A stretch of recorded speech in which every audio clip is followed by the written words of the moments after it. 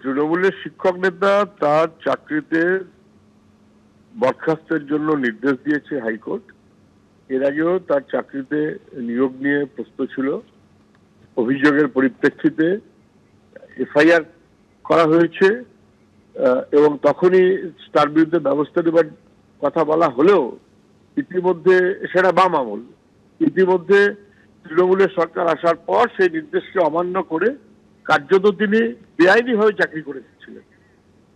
সংবাদ মাধ্যমে যা প্রচার বা প্রকাশ, যেটা বাস্তব, কোর্টের অর্ডার সত্ত্বেও তিনি বেআইনিভাবে কাজ করে যাচ্ছিলেন। কোন স্ট্রেংথে? কারণ তিনি তৃণমূলের নেতা। তৃণমূলের নেতা বলে কেউ ঘাটাচ্ছিল না। কিন্তু শেষমেশ কোর্ট অর্ডার দিয়েছে এবং যথাযথ অর্ডার দিয়েছে। তৃণমূলের নেতা হলেই অথবা শাসকের নেতা হলেই একদম যে কথা বললেন সুজনদা, কিন্তু বেআইনিভাবে নিয়োগটা বাম আমলে হলো কি করে? কি করে হলো সেটাও খতিয়ে দেখার নিশ্চয়ই সুযোগ আছে, নিশ্চয়ই কোর্ট দেখেছে।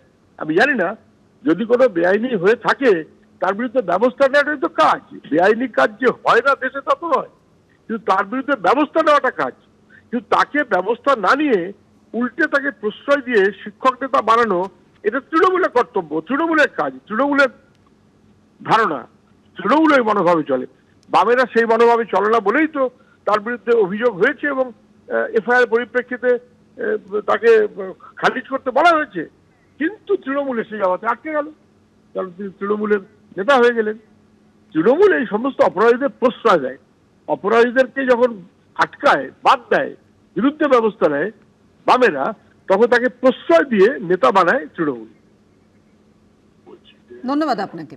তৃণমূলের শিক্ষক নেতা শেখ সিরাজুল ইসলামকে বরখাস্তের নির্দেশ বিচারপতি রাজশেখর মান্থার ডিভিশন বেঞ্চের।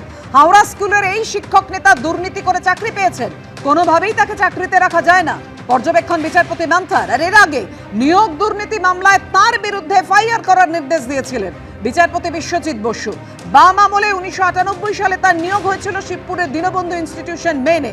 জীবন বিজ্ঞানের শিক্ষক হিসেবে তিনি যোগ দিয়েছিলেন। আর এই নিয়োগ নিয়ে বাম আমলেই মামলা হয়। তারপরও কিভাবে চাকরি করে যাচ্ছিলেন তৃণমূলের শিক্ষক নেতা, গতকাল এই নিয়ে শিক্ষামন্ত্রী ব্রাত্য বসু কি বলেছিলেন রাখবো আপনাদের সামনে।